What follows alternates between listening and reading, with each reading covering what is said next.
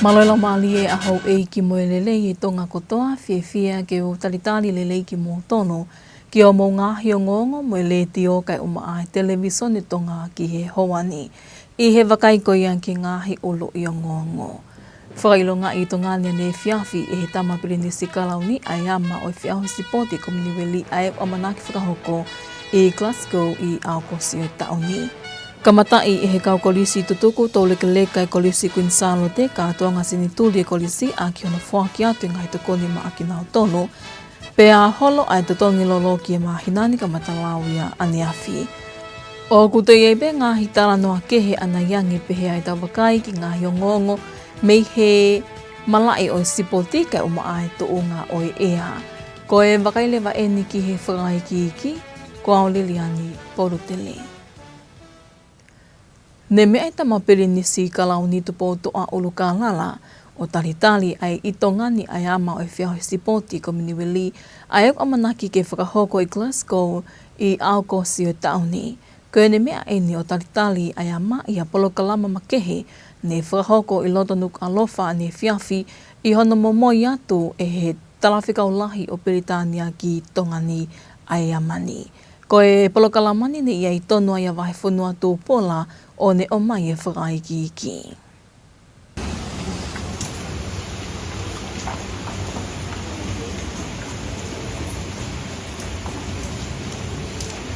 Kawa o mai e ni, ki he konga mahu inga o e polokalama o e whiawhini, hona kuakea, pe tāwhi kaula ki tāwia, mo kaskasi mai, pe tāma krinis kalama o tonga, krinisi, tuko toa ulkarala, ai ama o e sipoti kominiweli.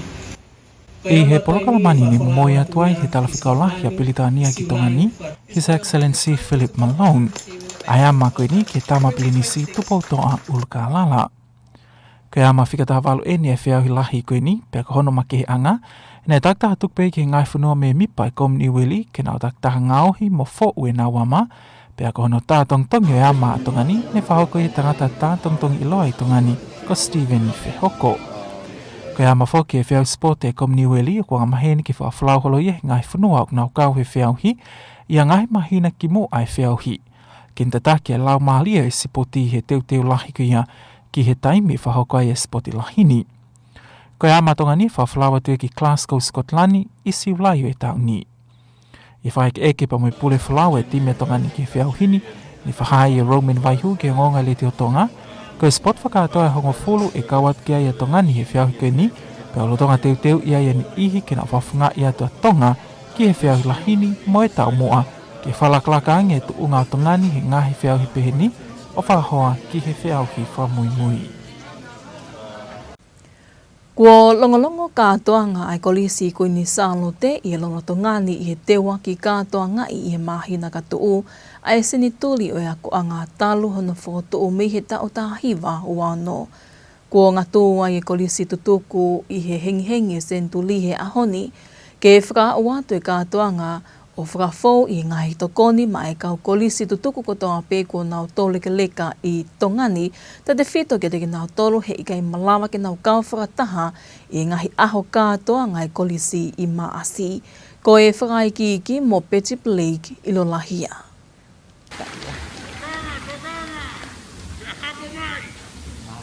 Chạy phai pe, chạy phai pe lo. Tao cho học được cái gì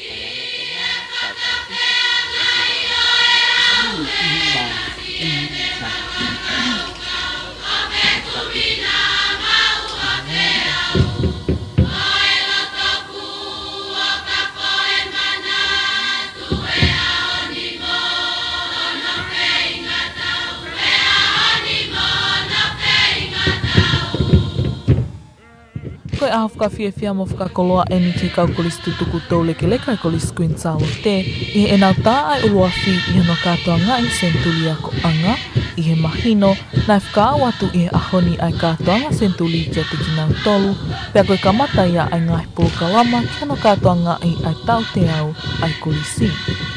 I whamatala a Reverend Dr. Mele ana puloka ki o ngongo ai tio tongana ni pehe, koe kamata anga eni ai ngahi teo katoanga ai kau kolis tutuku, hilia ai lau maalia lelei ai taahine kuinina na spau ka koe Palestenia o kolis tutuku Queen Salote, ke whaka watu hatokoni ma ai kau toleke leka kolis tutuko toa pe, hei kai malawa ke nau kau whakataha i ngahi aho e wha hono katoanga i o Sentuli. Koe ngahi tokoni kua whake atu ma ai kau toleke leka o kau ke ai koloa mea tokoni, nau whea mau vivili ki hono tokangai kina toko taha toleke leka, pehe ke ngahi nau ke hepe, ke nau ngahi whea mau whakaaho. Ai ki polkalama koe no kamata aki ai katoanga.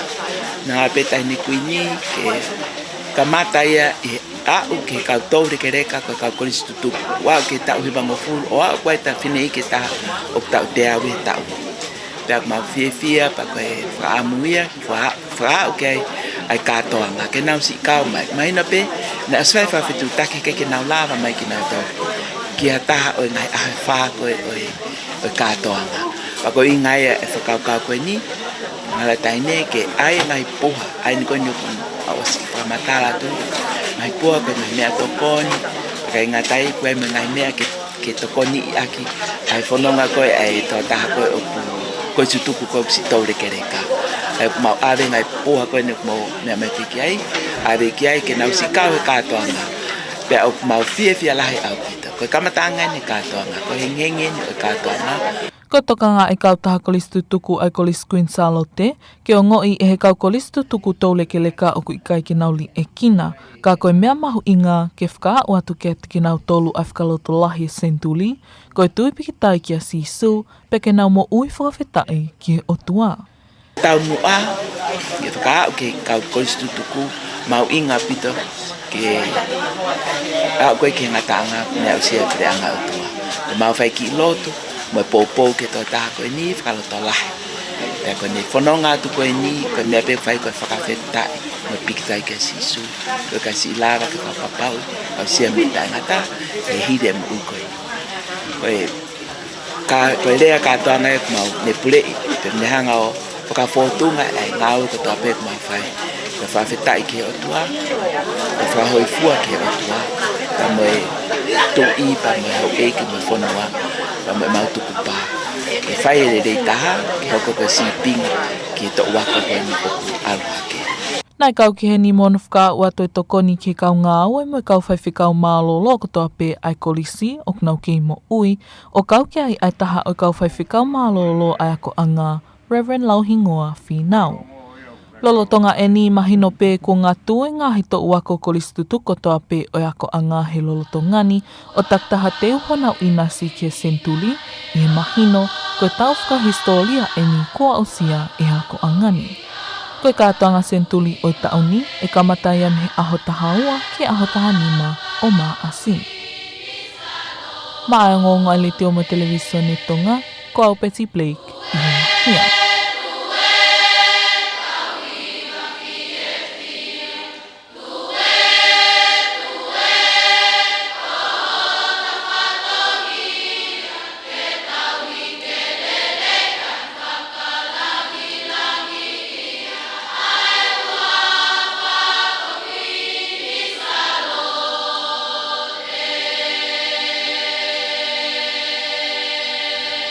O ku holo e totongi e kolo alolo ki e mahinani o ka matalau ia mi aniafi i he whakamatala ko tuku mai mi he waa pule whiunga o ku mātuunga e holo koe ni mi he whika i koe ia o e whiawia ki e kolo alolo i he mahina tise mai tau ku o si.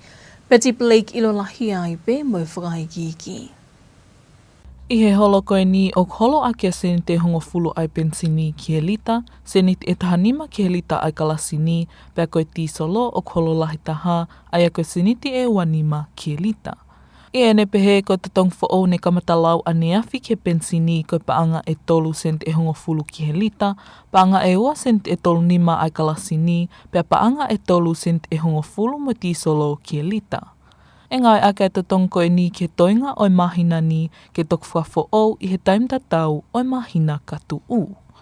Ok mahina pene hiki atu tonglolo he mahina ko osi, ka ok hololahi I he mahinani ai a koe anga maheni peia ai ngahi wheto aki I he koloalolo o magatu unga me he ngahi tu tong wheleti o whiawe aki o koloalolo.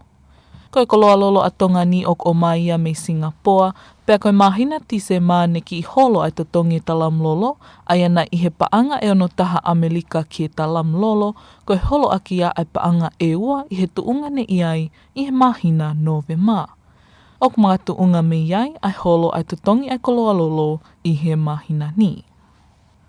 Ma ai o ngong ai le tioma televiso ni Tonga, ko au Betty Blake I Lolahia. Kua poke he kau polisi ha whewhini ta o tolu ona mua matapule ta o whātolu me havelu o tā tikite ki he hia whelave I moe whaito kona tapu. I he whakamatala ko tō mai me potu ngāwe polisi ne puke toko wani me havelu I a wike kua o sipea kua tauhiki nā wahi malumalu e kau polisi ke na toki hā I he whakamau a ngā amoyangi. Nei puke whakataha ki naua moe ngahi mile mila maliwana pe heiki e ngahi nau ngawe aki ki ono mau aki he whaito kona tapu moe paanga tonga. Ko e puke o toko wani loro tonga I a ngāwe taha e potu ngāwe ki hono tau I o e whaito kona tapu I tongani. I hene pehe o kukei kole ai pe mihi potu ngāwe polisi a e tokoni mihi kakai e whonua ke kei hoko hoka tu peho mou tokoni I hono tuku atu hanga hi whakamatala e tokoni ki hono tau I koe a whaito kona tapu. Te whito ka te ki nau tolu ko nau kei mao, tauhi pe ngawe aki motu whaki koe a e whaito o kona tapu I he whonuani. Kua māma lie ai kau wifi o I kau tau e ne awhio ke nau whakafufunga I atu atongani ki he whakari ali iwi palasa I kau tau a Pilitania a manaki ki whakahoko I ao sitelelia I he mahinani. Koe kau sotia iwi palasa e toko nimango fulu, kua maumali a manaki ki nā whalawa atu I he whakasinga koe ia o e wiki ni pe tō nā ki koe ni ki he whakali ali lahi koe ni he whakahoko I Brisbane le te atau kapo mo whakaiki iki. Ne whakahoko ai he whakaosinga o wike I he apitanga tau tali ai I mala wakapuna. Ai whakaari whakaosi ai kau sotia ni ki mua he nau whalau atu I he ahotokonaki o wikeni. I he whakaike eke mo laftani ke nolo taula maalea motua. Koe tali ki taia o waa musika o kau wifi e kau tau o ene awhio. Nā ne whakahai a ene fia. Pea mo I kau tau a ene awhio ke nau kau atu ki he whakaari alini. Hiri hono whakawhi ki nau tolu ke nau whafofonga I atu ai whonua. Me whakawhi nia bea me Renga Britania. Organisation you now for let mau pe nga show behen we go Royal Edinburgh Military Tattoo now mau mai whakawhi mea nei ding nau do mau whainga mahari ke mau kauang ai ko konga ko ni ko now tua mai ke Pacific region o whakako I Australia konga waki ko ni hili ko ia te nau unu rewa ki New Zealand whakaoski ai mau fia vita kawat ki ai ke whafonga ia tau whonua ma kau tau ni afio hange beng mo ke lave ki ai ko fia ai whanau ki nau kawat I whakamari ko ni nau lawa toi ke kātonga whako ni fio hea kau musician kau professional musician whitu ke maman ngai group show ke kul mau lau whakamari ke mau kawat ki ai ke fio hianga ko ia. Ne toi behe e alea motua, ko tuo tolo a kieni e kawat a tongani ki whakaari tatau. Ko tuo tolo ke ni mau kau ki tua mai koni ai organisation koni mo nau show me Britania ki Pasifiki.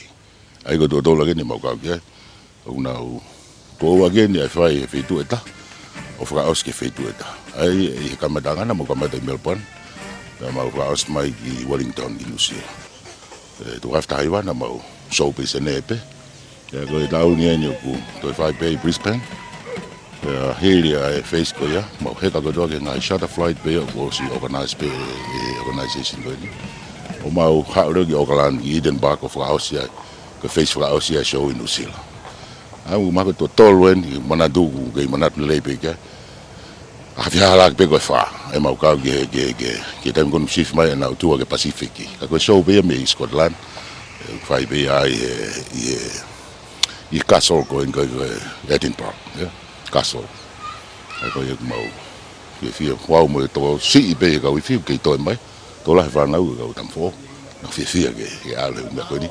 Ka ku I hang ko la ve ko fra fi mai pe. Ka be fra fi ka e wato. O mau to la hi mau I to ni mano. Ya grup ka lunga to dau. Pe mo ka musicien to to wa. Ka u mo. Fa fo nga I ka nga da ve po na we. Tau malu ina fio. Ka pe he fu ka Tonga. Ke mau to atu ki he stage for mama la because for international ye ma fa funga le le for no mau mana ki be ko le le tate mau fa ho ko hango fa fia matong Ko laftan ke nolo taulama ale motua ko tali kita ia o va musika o ka wifi e ka tau o ene afio. Ko whaka ari ko ni o kamata ia I Pili Spain me aho taha wā ki he taha pia whaka osi no sila I aho taha hiwa ki he ua taha o mahina ni pe. Mai o ngonga le ti o ma televisione Tonga ko Ritea tau kapo. O ni ngongo whakalota whanua ia ke hawani ke ngahi o ngongo me malai o sipoti hoko mai ia o kahili ene mō piea o lie.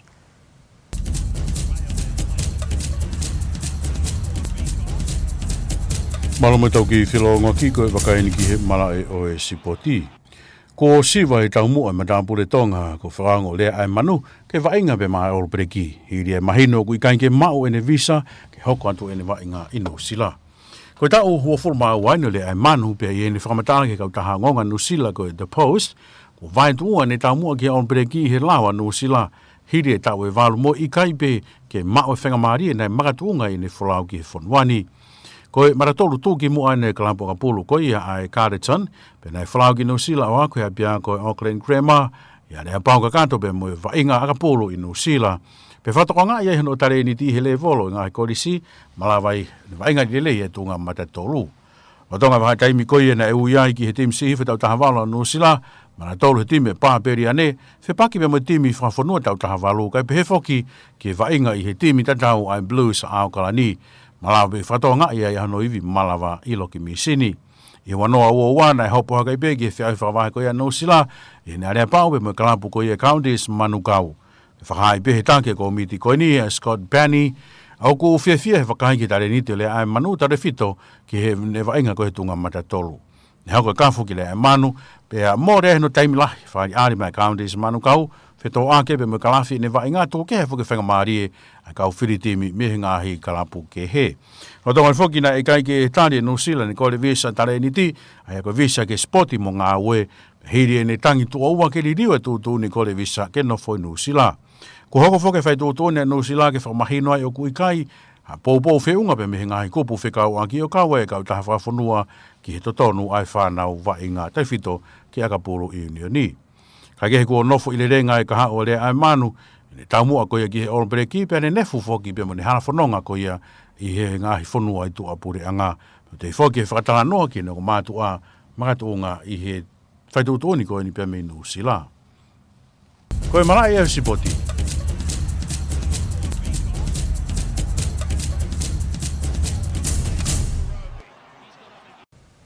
Ko e wakailewa ene ki he tuunga oi ea, I ona tuku mai me waa wakai matangi a tonga I whamotu, whakahoko atu e waiola wai ni kono. Maloi lau malea hou e ki moe lele a tonga kotoa, kou talita lele ki moto ke ta whakamatala ea ke he whiawhini, pe mea mō waa whakamatala ea. Pe moe ngahi tala noa lalahi ko ia o e whiawhini, a manaki pe o ku toke tau tokanga ki he alo tāmaki uhalahi ko e ni o kelo tonga wesia e ngoni wa pe mō wawao, ko e uhi he tene wesia I toinga o e o tonga e ngai au ke kahok mai. Malawa whoki ni whakatupa tā whea ngai whitu ko e o maulalo ange pe whoki ki he malohi ko ia o e havili wa o ki hako hako pepe whoki havili malohi whakatupu mau. Tene wesia ato tau ngai vai whanua pepe whoki o tau ngai he poto tahi I hoko atu ko e ni. Ka kehe koe imisi satellite ni tau whai whanonga mai ahoni, lawa ki tau sio ke ngahi konga au uhalahi, aia koe konga au hinehina ia, e ne wesia mai o ngoni wa pepe whoki wa wau, kei alamali e mai pe ai tau whanonga mai e ahoni, he o tuha apai kai maa a Tongatapu ni pia mo ewa. E whakatala noa ki hala whanonga au tāmaki uhalahi koe ni, e whanonga whakatonga hi foia, O a ui foki o tu haapai whafofo ki he whiawha pongpongi kai maa ai tu apule lulu ki Tongatapu ni pia mo ewa. Kai tau wakai koe ki ngai whatokanga tu pe mua ki whamanatua te whatokanga uhalahi mo tāwhia ki hoko atu pe hono tuku atu ki ngoni wa wawa o pe mo o tu haapai pe foki ki hawili malo whatuk mau ki he ngoni wa pe foki ki vai whanua ko ia o wawa u. Tau wakai koe ko tau ngai potahi mo ngai whatokanga ko iau ki whaihano tuku ate he whiawhuni. Hoko atu pe hawili malo whatuk mau pe foki e pea wa ke malo whatuk mau ki he potahi o ngoni wa o mai ki Tongatapu ni pea mo ewa kai maa ai whatokanga hako ke hoka tupe ki te ki Tonga pe mo te ki toke lau. Ia whuk pa moe whatokanga tahi lahi pe whuke whale ke ngahi wakatou taiki ke oa te whai hao ki tahi. Ke hoko atu pe no toka te whiawhini ke kotoa ngai po tahi ko ia o Tonga koe uhi koe ngahi alo tāmaki uha koe ni ukne kei whatupunga ai to unga o ea pe moe kovi ko ia ai to unga o ea i o Tonga i he ahoni hoko ata he ngai aho ka hoko mai. Tupe mo ke tau wakai ke aho ni maka hoko mai Pasifiki mano Moimoi ai uhalahi. E whanonga whakatonga i whoia ke tonga ngai vai whanua. I purelu pa mo to purelu koe au wikeni ka te mo wakai mai alpe ke au maali e whawhawhangi tunga o ea. I he ni whanonga whakatonga mama o atpa me o tonga whawhawhua ki he whiawhi whala i te o au ke whasinga wikeni kuo alo maali e lelei atu ai kotoa oe o tutonga. Ka hi tau wakai ko ia ki he whiawhine o tau ngahi mai whanua. E whiawhine au kia hengi ke hoka tupe uhalahi ia. Moe mana i ngoni wa pea mo wawa o lahi. Kai o maa ai ke hoka tupe laheng taime alamahalia e whakatonga. Tongatapu eua kai o maa aha apai. Malohi ko ia o e havili ke ngai pe mehi toke lau hihi fo i he whakatoke laua o mai ki wawao i mai tahi e wanima pe e tō taktakwai o au ki havili malo i whatuk mau kaya mai o tuhapai Tongatapu mo ewa i male tahi e wanoa pe e toki tō taktakwai o au ki he havili malo i hangahi taimi. Ma whana pe fwai ma whana he bōni o tau ngai vai whanua i he tigri so tiasi e wanima ki he ua ono. Hoko atu koia ki a pongi Lawa ki tau wakai ke hoko atu pe uhalahi mo i tāwhia pe whoki mana i o ngoni wā pe mo wawau kai maa maa whanangi ai fwai maa whanahi tiki seo te asi wahiwa ki tau taha a pongi o tau ngai vai whanua pe he whoki hoko atu ko ia ai hako pe mo i mālohi ko ia o tahi o tau ngai potahi ke i tō taktapu o au ki havili mālohi a pongi e potahi ko ia o ngoni wā o au mai ki Tongatapu pe mo eua pea pehe whoki ke whatonga hako pe koe au koe mare tahi e wanoa wanima i te rikitonga pea mo te rikitonga lau a pongpongi. Whataano ai pehe whiawhi a pongpongi ke whanonga hifo au tāmaki uhalahi o au hifo i whiawhi a pongpongi ke otu haapai kai uma ai po a pongi ki he pongpongi tu a pule lulu e nea o mai ki Nuku'alofa pea mo ewa. Taimi koe tahi ai au ku tau maali e pōni he toi kuata ki he hiwa, maha toka hengi e os nima ko ia pe me he tolu, pe toki hopo ake la ai os wawha pe me ono a pongi, hopo i mahina he pōni os wa tolu ko ia, pe me he walu, ka lipa mahina he wike kaha au he aho tūsite, pe ko e pō tūsite pe a oku hilieni ene katoa i he aho ane a whi. Wha o se pe tau wakai ke aho e nima ka hok mai ki Nuku'alofa hoko hokat pe uala he to pule lulu, pe pe foki ki he hoa pongi e whai te alupe ke mawahe atu ai au tāmak walai koe ni. Pemi Nuku'alofa i he whiawhi whai te whaka ofa apita te unga o ia i he tokonaki. Pe he whoki ki he sāpate pe Moimoi te o hiai pe ai whanki uhatu moto e malawa ki hoko he sāpate pe Moimoi te tau te whito nia ki he hoa e whiawhi nge.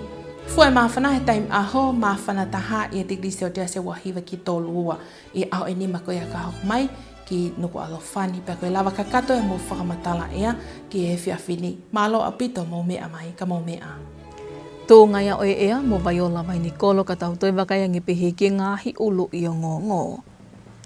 Whakailonga i tō ngāni ane e whiawhi e he tamapiri ni sikalau ni ai ama o e whiahu sipoti kominiweli ai o manaki whakahoko i Glasgow i Aokosi o taoni. Kamatai e he kau kolisi tutuku tō lekeleka e kolisi Queensalo te ka toanga sinituri e kolisi a ki hono whoaki atu ngai tokoni ma aki nao tono, pe a holo ai totongi lolo ki e mahinani ka matalau ia ane awhi. Moe ka katoa I peia o ngā hiongongo mo le tio kai o maa televisione Tonga ki he hauani mo whakaamo me au taki kotoa atu peia ki he noto whane kotoa. Kai malo e tau kei whi au mai ka mō me a.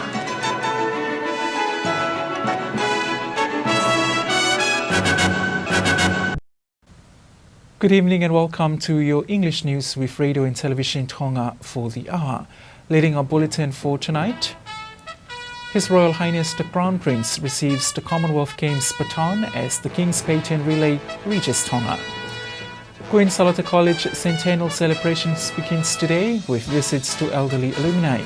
And new fuel prices comes into effect this month, a decrease in price compared to last month. We'll have these and more stories coming up later on in the bulletin, as well with the latest news from sports and the weather update. Now for the news in detail, I'm Vahefanuatu Paula. His Royal Highness the Crown Prince Tupotoa Ulukalala has officially received the Glasgow Commonwealth Games King's Baton ahead of the Games set to take place in Glasgow, Scotland later this year. Popua Aho was at the programme last evening and will tell us more on the detail.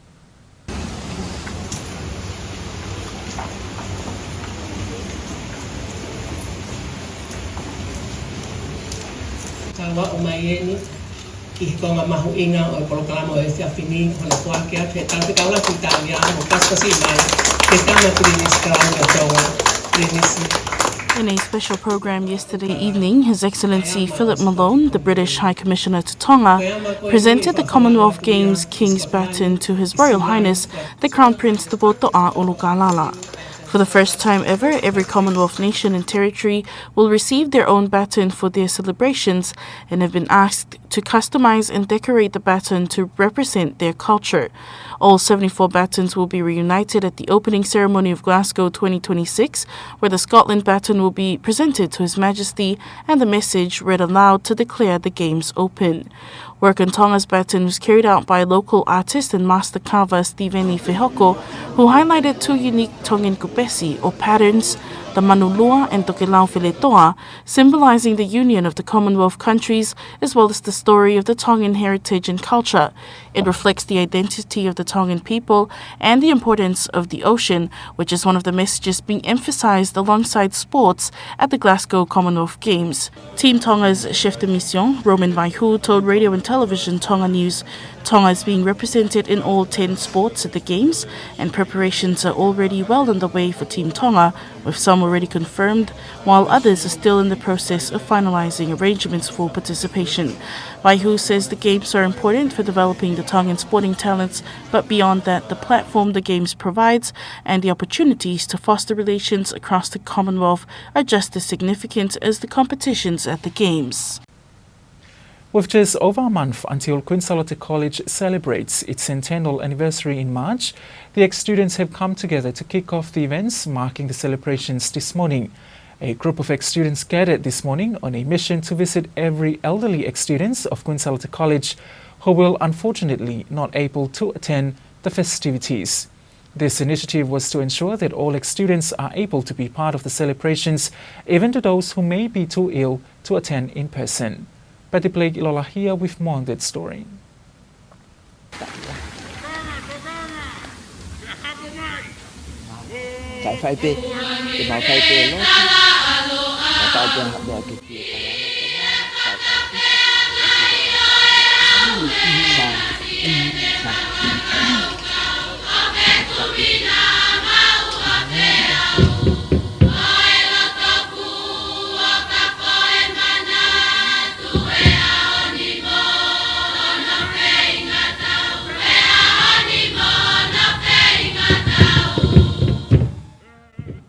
Queen Salota College is currently in preparation to celebrate its centennial anniversary, marking 100 years since its establishment in 1926. As part of this milestone, ex-students have come together at the dawn of the centennial celebrations to officially launch the program by providing assistance to elderly alumni across Tonga, especially those who are unable to attend the main celebrations in March. This is a joyful and meaningful day for the elderly ex-students of Queen Salota College as they are being honored at the beginning of the various programs planned to commemorate the college's anniversary. Speaking to Radio Tonga News, Reverend Dr. Mele Anapuloka from the Quintalote College Ex-Students Association said the assistance provided today follows the vision of Her Majesty Queen Anaspau to begin the centennial celebrations by taking the program to elderly alumni, particularly those who have been confirmed as unable to attend the celebrations next month. The assistance provided include food supplies, essential caregiving items, and other materials to support their daily needs. The focus of the Quintalote College Ex-Students Association is to ensure that elderly alumni feel they have not been forgotten or left out of this year's celebrations. Most importantly, the aim is to extend to them the encouragement and message of the centennial, holding on to faith in Jesus and living lives of gratitude to God. Assistance was also extended to all retired staff and retired chaplains of the college, including one of the retired chaplains, Reverend Lauhingoa Finau. The centennial celebrations for this year will take place from the 12th to the 15th of March. Reporting for Radio and Television Tonga News, I'm Betty Blake, Iloahia.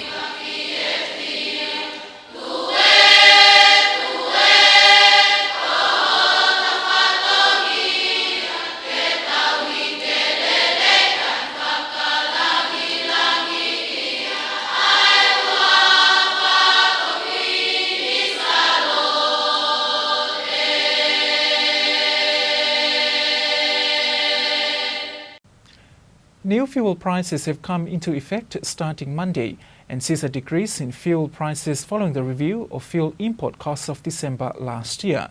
Betty Plagilola here again with the detail.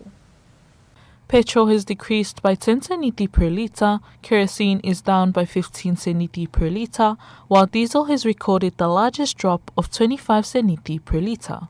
The new prices are then 3 paanga and 10 seniti per litre for petrol, 2 paanga and 35 seniti per litre for kerosene, and 3 paanga and 10 seniti per litre for diesel. These prices will remain in effect for the rest of this month, with the next review scheduled for the same time next month. The fuel prices increased last month but have dropped significantly this month, reflecting the usual fluctuations in fuel prices influenced by international freights and supply costs. Tonga's fuel is imported from Singapore, and during December, the global price of crude oil dropped slightly to $61 per barrel, a decrease of $2 compared to November.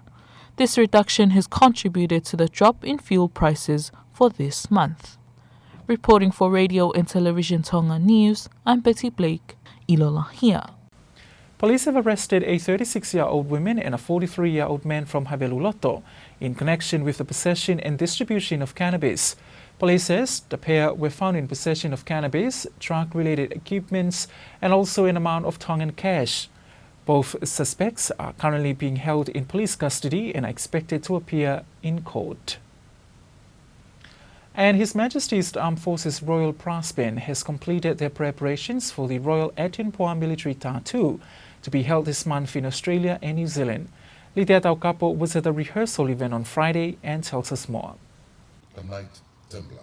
His Majesty's Armed Forces Royal Brass Band is set to proudly represent the Kingdom of Tonga at the international event, with around 50 band members expected to travel this weekend. The final preparations were completed last week during a rehearsal held at Camp Taliai in Whaamotu.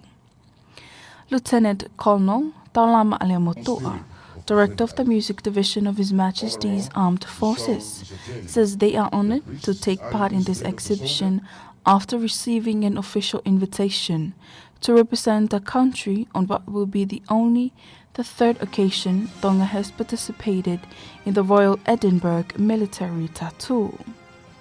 The performances will begin in Brisbane, Australia, from the 12th to the 14th of this month, before concluding in Auckland, New Zealand from the 19th to the 21st. In preparation for their departure for the event, the Royal Brass Band performed their set for senior military officers and their families. His Majesty Armed Forces Royal Brass Band will join a military band from around the world in showcasing music, discipline, and culture on the international stage. Reporting for Radio and Television Tonga News, I'm Litea Taukapo. And that's it from the local scene. Sports news is up next after this break with Pia Ollier. Stay tuned.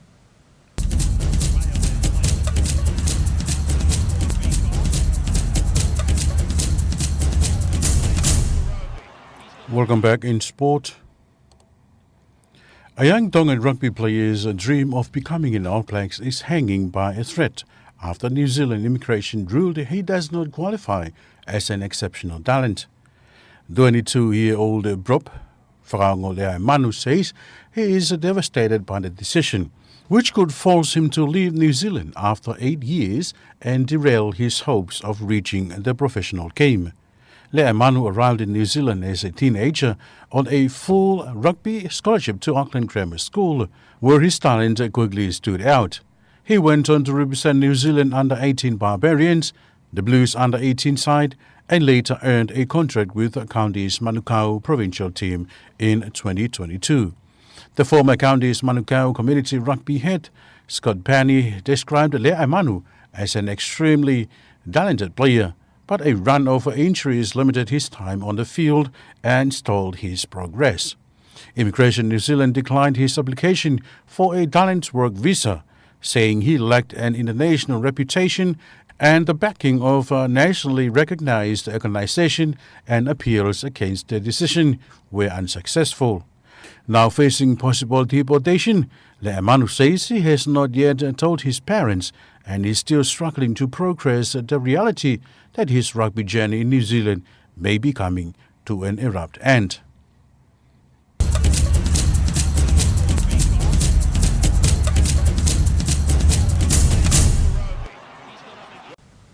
That was your latest news from sports with Pia Ollier. Up next is your latest weather information with Viola Vainicolo, a meteorologist from the Tonga Met Office. Good evening, Tonga. Welcome to your evening forecast.